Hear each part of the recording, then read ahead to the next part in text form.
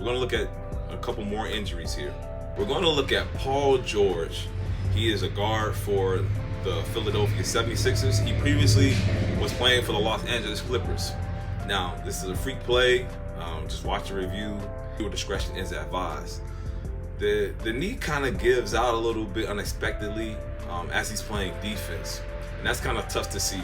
Looking at the report, it says that there is no structural damage right now. He has a bone bruise going on. That's positive news because that injury could have resulted in something catastrophic, an ACL or a PCL tear. It seems like he has enough strength in that knee to keep it from buckling, but Paul George has been dealing with this knee injury for a while. I believe he hyperextended his knee before in the playoffs, or before the playoffs against the Thunder, and that had him sit out a couple games, and now he's just reactivated already early in a preseason game. This is not good news for the Philadelphia 76ers. It's also not good news for Paul George. Now, Paul George is somebody I've been watching for a very, very long time. And I think what's attributing to his hyperextension is what he does on his podcast. I'm gonna have you watch a little bit of this clip and let me know what you see. And put them in a two-man game and what you can see. Yeah. Have you played against in like just being introverted? And so as you may not see much, but from a therapist perspective, when I look at this, Paul George has been doing this for many months and many years since he's been on his podcast. Having that left leg hyperextended and putting that right leg over it is encouraging a lot of laxity to happen in the knee joint. Now, these are my opinions as Master Cheeze, but I'm going to bring in an expert, a special guest, a specialist, doctorate of physical therapist, Brian O. I'm gonna have him on the show for a quick second. Are you there? Yes, I'm here. What's goody? Okay, cool.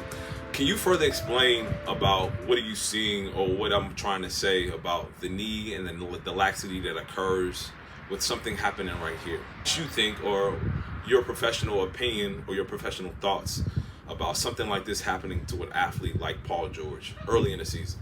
Well, first and foremost, you know, the news came back that there was no major structural damage, which is always good news to hear. You never really want to see a player get hurt.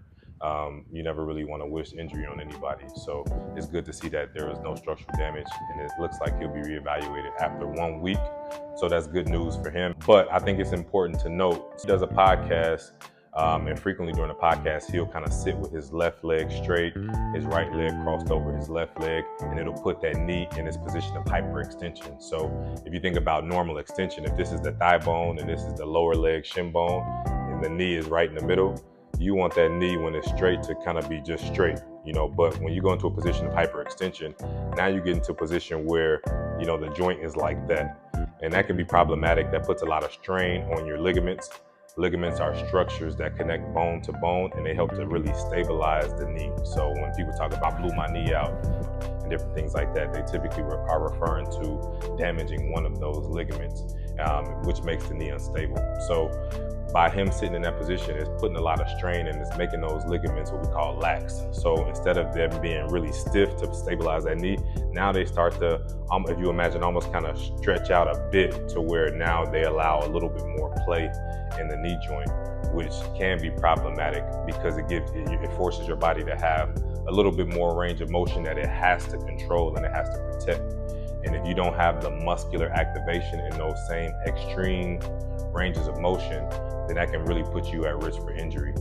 The primary function of our muscles is to slow us down and to protect us. So not having that protective mechanism of those muscles being able to absorb that force just because he's in this extreme range of motion that the muscles may not be ready for can be problematic, and it can also put more strain on those ligaments. So when we think of injuries, we think of, okay, I had this freak injury where, you know, I stepped the wrong way and hyperextended my knee, or I strained my back picking something off the ground. And I've heard a lot of crazy things where people are like, oh, I was brushing my hair and my back started to spasm.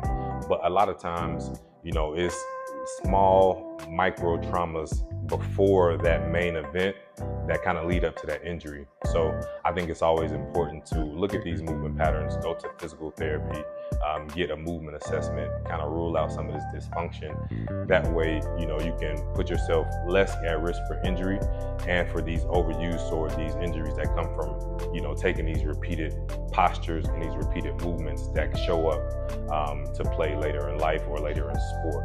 So I think that is something that's important to point out. Hopefully he'll get that corrected. He'll get some good rehab, and he'll have a great season this year. Those words from the expert himself. Now, what I'm speaking about these injuries is that they're going to keep reoccurring. One thing, if you don't have the strength there, and secondly, if you don't repair the nervous system to handle what's going on. Now, Paul George is already experiencing injury in the preseason game of this year. That's too early. He has 80 plus games left, and it's going to be a rough season if these injuries start to add up. We'll look out for him in the rest of the season. Good luck to Paul George. And last but not least, Kawhi Leonard plays for the Los Angeles Clippers. Two-time Finals MVP, has had a hard time getting back from injury. He's had some knee swelling. He's sit out multiple playoff games. He's had to sit out many games. Last year, he did a really good job of being able to play over 60 games in the regular season, but unfortunately, he was unable to finish the season and play throughout the playoffs. He had knee swelling. He's been dealing with knee swelling for the rest of the offseason, it appears, and he also had to go get a small surgery on the knee as well. Now, looking at this, I've been speaking about Kawhi for a very long time. I've emailed the Los Angeles Clippers front office, and no one's really gotten back to me. This is an injury I think that needs to be looked at with additional eyes. I know they're doing their best. They have state-of-the-art equipment, but it seems that just a little bit extra help would help these guys. Kawhi Leonard's knee swells up. Of course, if you really understand injuries, when you're playing basketball, you're coming off an ACL tear, you're playing at a very high level, and you're also pushing the body at a very high level. The knee is going to swell up. That's the nature of the body.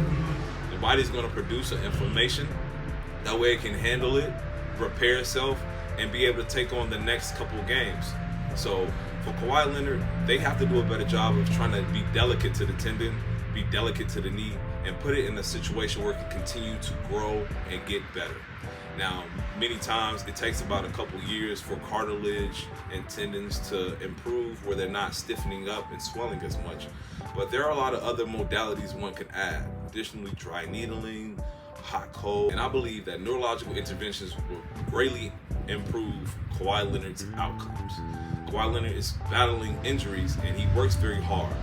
He's lifting a lot of weights, he's doing his rehab, but the knees continue to swell up. Why do you think that is? I'll explain to you why that is on the next episode of the Treasure Tree Therapy Plans podcast. We're going to wrap this up. If you like what you saw today, like, share, subscribe. We're going to have more coming up in the next week. We will discuss about Kawhi Leonard extensively in the next episode. But until then, we'll continue to plant seeds today for future generation success.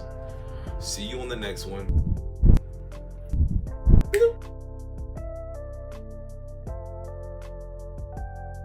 This is the opportunity for the program to show and demonstrate that they could compete up on. What's going on?